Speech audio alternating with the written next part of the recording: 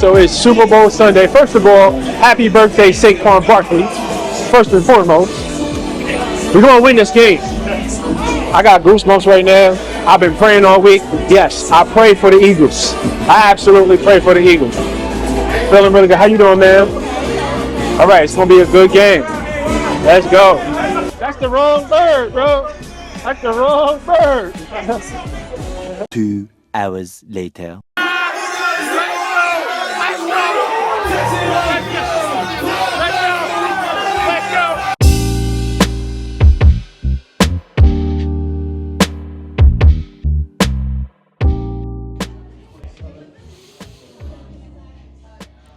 It is the Monday after the Super Bowl, and I am sitting here reflecting on the season. And let me say this is deeper than football. This is not just about football. It's going to sound really dramatic. But reflecting not just on this season, but on the career of Jalen Hurts and all of the shit that people had to say about his ability to get the job done. He's not this person. He's not that person. Why can't he throw for 350 yards and 4 touchdowns a game? Like, listen, this man received doubt and hate from almost every commentator on ESPN. And the reason why I'm so emotional about this win is because I can relate to that. I remember telling people my vision of losing weight, transforming my body, becoming, someone who inspires other people. And I remember people were laughing at me, literally laughing at me in my face. And I can understand why. I had a double chin when I was telling them that I was going to transform my body. I'm going to have abs. I'm going to teach people how to lose weight and to take good care of their bodies. They laughed at me. I just came to the realization that this journey is something that I'm going to look back upon and cherish for the rest of my life. Like, this is the last moments I have with my body fat, my titties and stuff. Like, these are the last moments. Like, these are the last days. Just like a lot of people doubted Jalen. So the thing that attaches me to this team is the grit, is the adversity that they had to overcome in order to be who they are today. So I just want to shout out Jalen Hurts and the Philadelphia Eagles for showing the world what it looks like to overcome doubters, the naysayers. They had a vision, they banded together as a team, and they got this shit done. What a fucking win, boys. What a fucking win.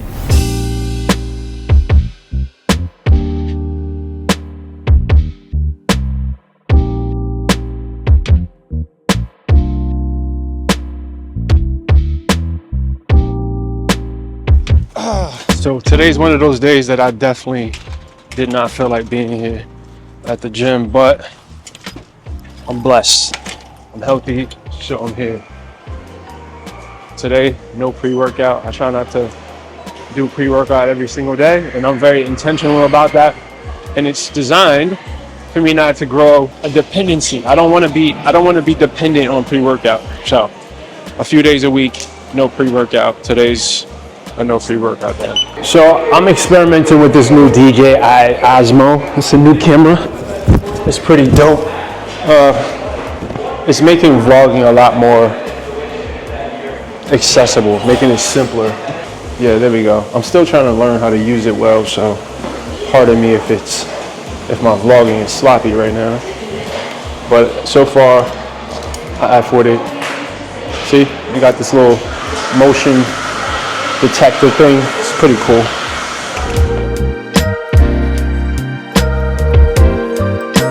All right, so for today's workout part of the vlog, I'm going to talk you guys through my entire workout. What I do, why I do it. I also want to talk to you guys about, I've had to try to fall back in love with exercise.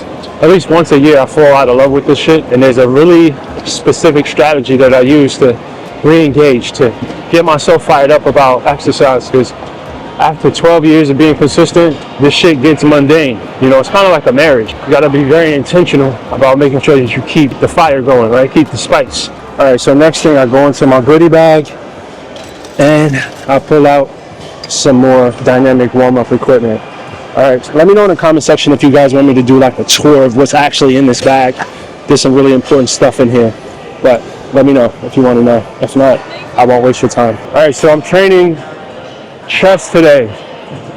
A big part of my dynamic warm-up for chest, and guys, I normally spend about 10 to 15 minutes on dynamic warm-up. So 10 minutes on the treadmill for warm-up, and then 10-15 minutes doing dynamic warm-ups, which is basically, you know, stretches where you're actually moving your body. Sometimes I use bands, sometimes it's just body weight. But a big part of my dynamic warm-up on chest day is shoulders. Shoulder mobility is extremely important. If you guys watch my channel at all, you know I don't play about shoulder mobility. I do these passovers.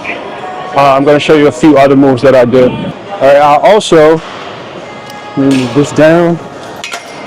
Do some of these. Keep the elbow tucked to my side. Externally rotate. Then I'll do, let me just show you so I can actually do my warm-up instead of filming it. After I do that, then I do this. Same concept, but down.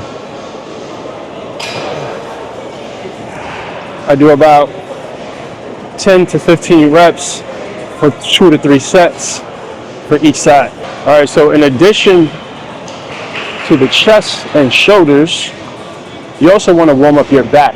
Your back is the protagonist muscles for your chest. So if you really want to get the most out of your chest workouts, you want to warm up your back. So I usually do a few sets of pull-ups, maybe about two sets of 10. Again, just to warm up the back as well. All right, so another move that is a part of my chest warm-up routine is called the Sven press. And it's really like an isometric, meaning you're pretty much using your mind to create stress and tension in the muscle. So it's not really the weight, it's really you just squeezing. You're focusing on squeezing the pec muscle, and it just kind of activates the muscle. Again, just getting it ready for some action. Like, you almost gotta pretend like this shit is heavy. It's really not. It's fucking 5 pounds, but you gotta squeeze. Squeeze your hands, squeeze the chest. Ooh, I usually do about 2 sets, 15 reps. And then I jump into a few push-ups. I won't show you guys push-ups. You know what the fuck push-ups look like. And then we hit the bench. So while I do my warm-up sets, I want to talk to you guys about how I fall back in love with exercise, because I fall out of love with exercise at least once a year, and I go through this slump. So this year, it was pretty easy because I don't know if you guys heard or if you've been watching the vlogs, I've been struggling with a back issue for like 18 months. So falling back in love this year has been easy because all I had to do is get my back feeling normal again. Obviously, now I feel like I got a brand new body, which brings a different level of gratitude to every single workout, every single set, every single rep. So there's that. All right, but normally what I do when I fall out of love with exercise is I set a new goal, specifically and preferably a performance goal. Weight loss goals, aesthetic goals, those shits don't really hold that much weight. You think it would, but it doesn't. I'm telling you, there's nothing better than a good performance goal. For example, being able to run a 7-minute mile, being able to bench press a certain amount of weight for a certain amount of reps. Set very specific, measurable performance goals, and it'll lock you in mentally to your workouts. It'll give you a different type of energy. So like right now, my goal, because I'm just now getting back to being able to train heavy, my goal is to get, 285 up for 5 reps. So right now I've just been working my way back up to 225. I'm probably around 235. I'll probably put 235 on there right now and do 5 sets of 5s. But I'm working my way back up, but it mentally locks me in, being that I'm pursuing a performance goal, and it's not so much about what I look like. I'm looking at the camera because I'm still getting used to how this shit works, making sure that it doesn't lose my face in the tracking feature. Like I'm pretty sure it did just now. Oh, here we go. Let's see. All right, 225. Let's try to just get 5 reps up right now. And here we go. That's the control. 2, 3, 4. All right, that's felt fairly easy. So I can go up a little bit now. Probably go up to 245 now.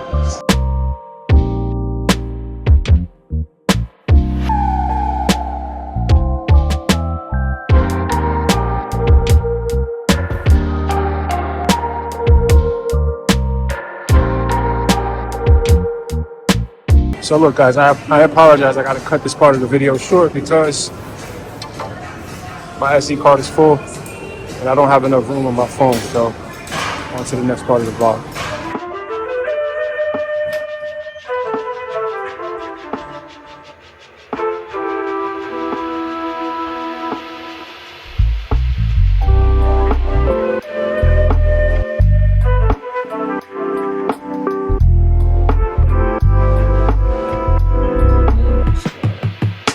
Wait, before I even get into my spiel, check this out. So that's my son.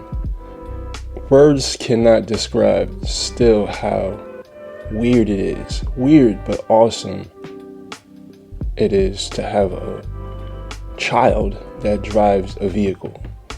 It's the most nerve-wracking, even though I'm not really nervous because he's a pretty good driver. It's still just hitting me that my little boy, now operates a vehicle. It's such a blessing, man.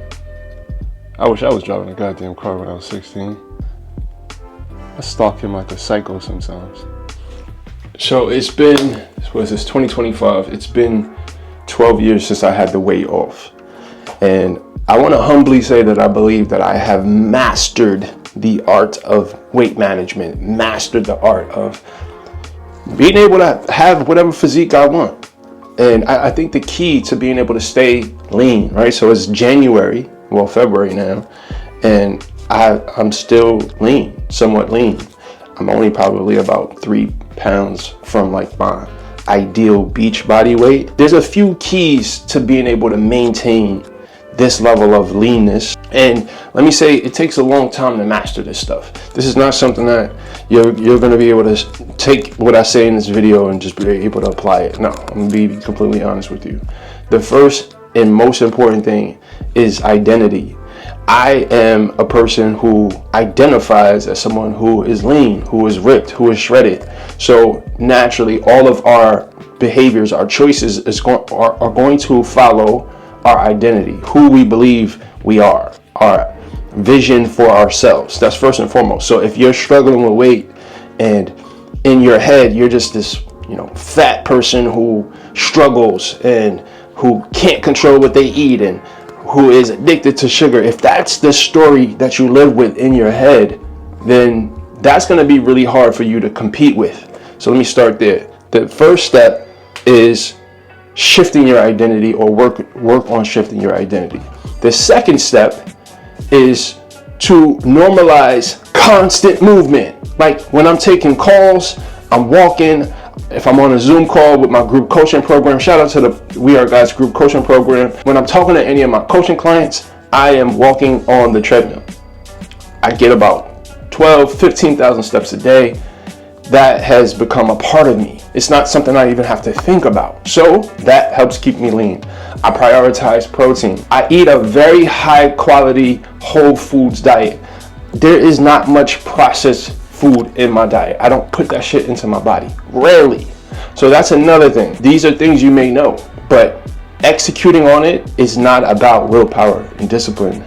It's about really honoring and respecting your body enough to start to care about what you actually fucking put into it. Starting to really learn to value feeling good. My physique is not a result of this aesthetic goal. I want to look like this. This physique is the manifestation of the choices I make based on how I want to feel in my body. I want to feel strong. I want to feel lean. I want to feel fast. I want to have endurance. I want to be able to put it down in the bedroom. I want to be able to run 7 miles. I want to be able to lift 315 pounds. I want to be able to, I want to be able. And I can't do these things if I'm carrying around a bunch of fucking weight. I am a life athlete. And I train and I think and I behave as such. And that's why I look like this all year round. Anyway, squad, thank you for watching the video. I hope you guys have been enjoying these vlogs. I've been enjoying making them again. I am in the middle of a move, so the next vlog you see, I will be in the next spot. Matter of fact, I'm probably going to vlog the moving process because that's always fun. If you're still watching the video right now, if you're watching at the end of the video, I want to personally thank you. So leave a comment down below. Let me know that you're still with me, that you're rocking with me, that you're getting value from the videos. All right, much love, and as always, the body that you want is owned by a higher version of yourself. So evolve. Peace.